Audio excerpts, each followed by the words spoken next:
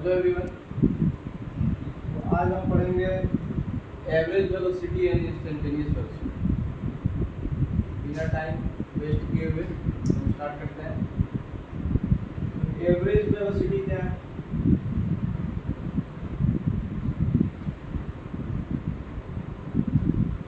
Average velocity, average velocity का condition क्या है? When the object is moving with variable speed, अगर वो वेरिएबल स्पीड से मूव कर रहा है तो ही हम एवरेज वेलोसिटी निकालते हैं। अगर एक कांस्टेंट स्पीड से चलता रहेगा फिर हमें एवरेज वेलोसिटी निकालने की जरूरत नहीं। जो स्पीड से चल रहा है वही हमारा एवरेज वेलोसिटी होगा। तो अगर मैं डिफाइन कर दूँ इसे, तो कंडीशन क्या है? The object is moving with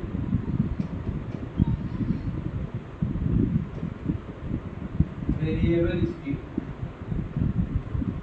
speed कहने का मतलब the magnitude of the velocity, ठीक है, मतलब विद डिफरेंट मैग्नीट्यूड। तो एवरेज वेलोसिटी क्या हमारा? The ratio of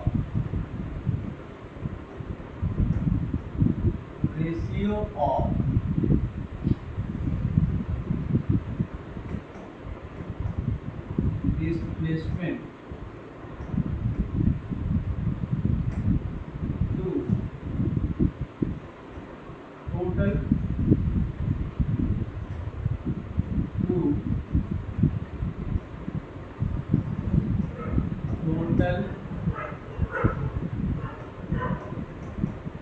time interval, and this time interval should be between when the displacement occurs, ठीक है, time interval when the displacement occurs, ठीक है। सपोज कीजिए कोई ऑब्जेक्ट है,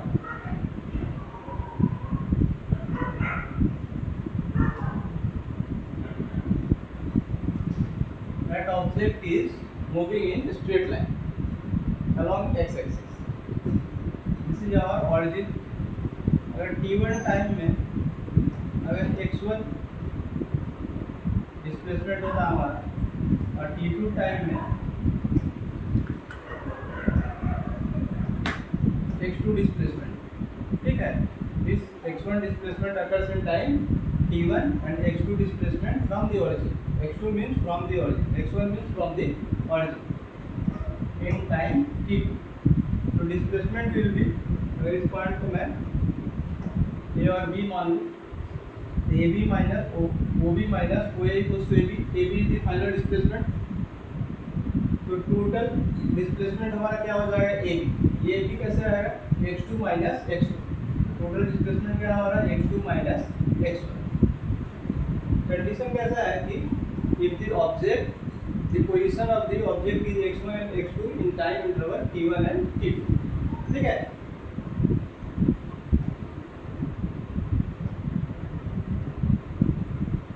तो एवरेज वेलोसिटी को v एवरेज में लिख देता हूँ। v एवरेज लिख लीजिए, v बार लिख लीजिए। v एवरेज इक्वल्स टू क्या हो जाएगा हमारा?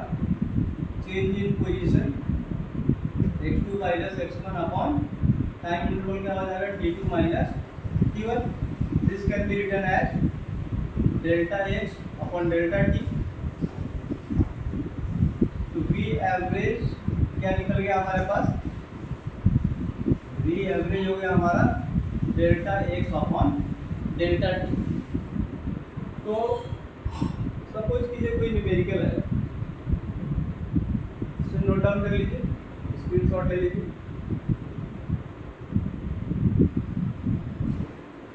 सपोज कीजिए कोई न्यूमेरिकल है, एक डिस्प्लेसमेंट का एक्सप्रेशन दे रखा है, x equals to a plus bd square. B are constants.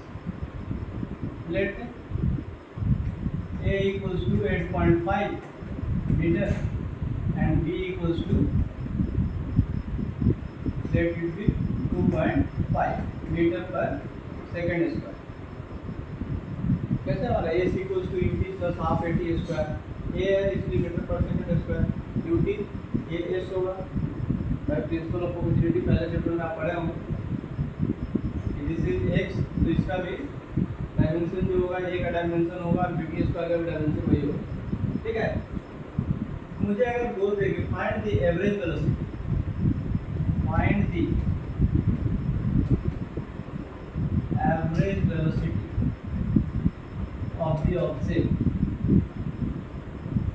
when t equals to 0 second and t equals to 2 seconds. ठीक है.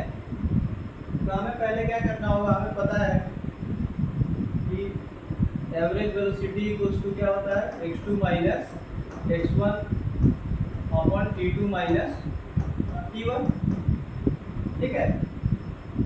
तो हमें पोजीशन 2 निकालना है, फिर पोजीशन 1 निकालना है.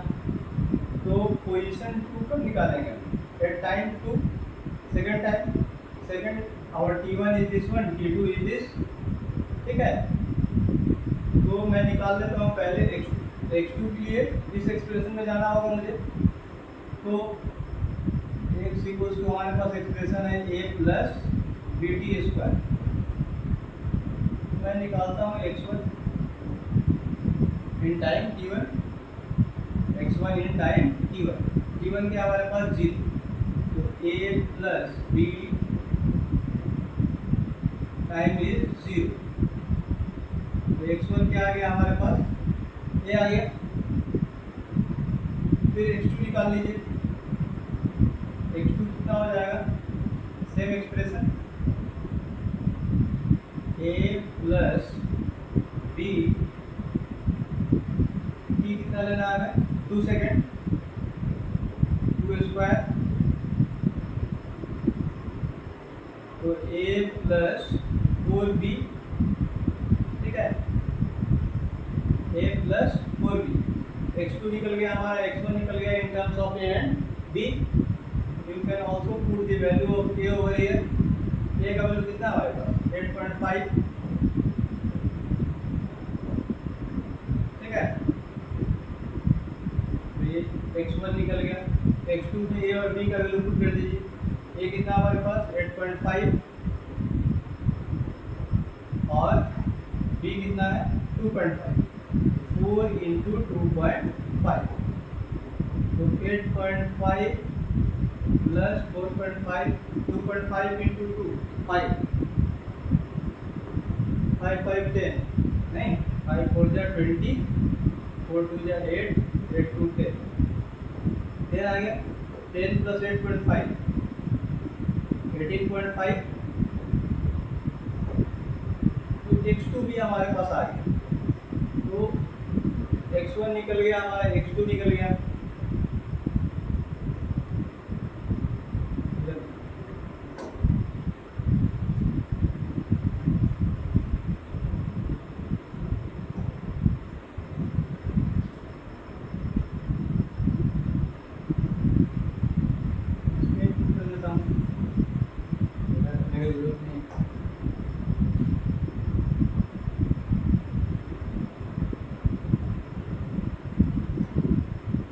हमारे पास है 18.5. 18.5 माइनस x1. x1 कितना है 8.5 upon t2 minus t1. 2 minus 0 2 हो जाएगा. 18.5 माइनस 8.5 माइनस कर लीजिए आराम से, मिस्टेक ना हो. 0 0 1. फिर आ गया 10 अपॉन 2 मीन 2 5 जा 10. तो एवरेज वेलोसिटी कितना निकल गया हमारे पास, 5 मीटर पर second if the time is in second. ठीक है. मेंशन रहेगा आपको कि this t is in second. तो एवरेज वेलोसिटी हम निकाल ली. इसमें कोई डाउट नहीं। नेक्स्ट हम डिस्कस करेंगे इंस्टेंटेनियस वेलोसिटी। इंस्टेंटेनियस वेलोसिटी कुछ और नहीं है, दिस एवरेज वेलोसिटी को ही हम लिमिट कर देते हैं। ये टाइम इंटरवल को हम क्या कर देते हैं, बहुत छोटा कर देते हैं। तो टाइम इंटरवल हमारा काफ़ी छोटा हो जाएगा तो डिस्प्लेसमेंट भी बहुत छोटा हो जाएगा। सपोज कीजिए इस टर्म को लिखता हूँ मैं, इंस्टेंटेनियस वेलोसिटी। v इंस्टेंटेनियस लिख दिया तो अच्छी बात है, नहीं लिखा तो कोई दिक्कत नहीं। v is instantaneous if this time interval is very very small, ठीक है। तो मैं एवरेज वेलोसिटी का ही एक्सप्रेशन लिखता हूँ। v एवरेज क्या था हमारे पास, delta x upon delta t। If I limit the value of this delta t, मतलब टाइम इंटरवल को काफ़ी छोटा कर दिया जाए। सपोज कीजिए कोई गाड़ी मोशन में और मैं हर 1 मिली सेकेंड पे बोलूँगा कितना डिस्प्लेसमेंट हुआ है, तो हर 1 मिली सेकेंड पर डिस्प्लेसमेंट कितना होगा, वैसे मिलीमीटर जैसा होगा। मतलब when we will reduce the time interval, this delta x will also reduce. That's why this instantaneous velocity is defined as the velocity of the object at particular instant of time or particular point of the path, ठीक है। तो particular instant means I am not letting that object to move, I am not letting the time interval to go to make it bigger, ठीक है। तो मैं इसे instantaneous में limit देता हूँ, limit delta t tends to 0, this v average becomes v instantaneous। तो अगर इसको डिफरेंशियल के टर्म्स में मैं लिखूँ तो this becomes dx upon dt। This delta x is measurable when we limit the value of delta t, means we reduce the value of delta t to very very negligible to, means closer to 0 but not 0, ठीक है। क्योंकि 0 कर दूंगा तो not defined हो जाएगा। तो ये dx अपॉन dt, मतलब dx मतलब very very very small displacement occurs in very very small time. तो v इंस्टेंटेनियस लिखा हुआ है तो भी, और v सिर्फ लिखा हुआ है तो dx अपॉन dt है, मतलब दिस इज v इंस्टेंटेनियस, ठीक है। सब कुछ कीजिए सेम एक्सप्रेशन पे मैं फिर से लिखता हूँ, x equals to a plus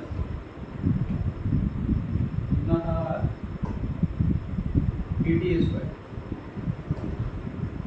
a plus bt square, a plus bt square है। इसमें क्या बोलते हैं कि find the instantaneous velocity at, find instantaneous velocity at t equals to 2 second. 2 second, दूसरे सेकेंड या 2 सेकेंड जब बीता उस दौरान उस ऑब्जेक्ट का वेलोसिटी कितना था। तो वेलोसिटी का तो एक्सप्रेशन हमारे पास है ही नहीं, हमारे पास तो डिस्प्लेसमेंट का एक्सप्रेशन है x equals to a plus bt square. तो मुझे पहले इसे डिफरेंशिएट करके वेलोसिटी का एक्सप्रेशन निकालना होगा, तो क्योंकि हमें क्या चाहिए, v equals to dx upon dt, तभी तो एक्सप्रेशन मिल पाएगा। तो v होता है हमारा dx अपॉन dt, तो dx upon dt means displacement को अगर मैं डिफरेंशिएट करूँ with respect to time, then we will get dx upon dt, then this expression will become the expression for velocity। तो आप इस एक्सप्रेशन को डिफरेंशिएट करें, differentiating the whole equation with respect to x means d by dt of x और dx by dt, d by dt of a plus b constant, d by dt of T square. तो dx by dt क्या होता है हमारे पास, अभी लिखा था मैंने, dx अपॉन dt क्या होता है, change in position with respect to time is velocity. एक कांस्टेंट है, कांस्टेंट का डिफरेंशिएशन क्या होता है 0 v, और ये x to the power n, x to the power n का डिफरेंशिएशन क्या होता है d by dx of x to the power n and x to the power n minus 1. ठीक है, दूसरी तरह से इसका डिफरेंशिएशन क्या हो जाएगा हमारे पास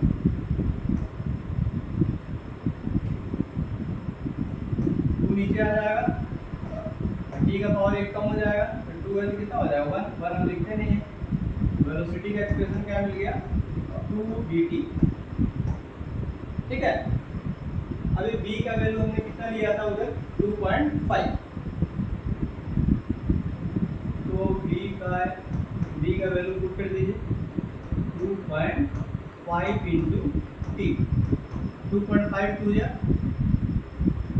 5t, वेलोसिटी कितना निकल गया हमारा 5t मीटर पर सेकंड. क्वेश्चन है find the instantaneous velocity at t equals to 2 second. तो इंस्टेंटेनियस वेलोसिटी का एक्सप्रेशन तो निकाल लिया इन टर्म्स ऑफ t.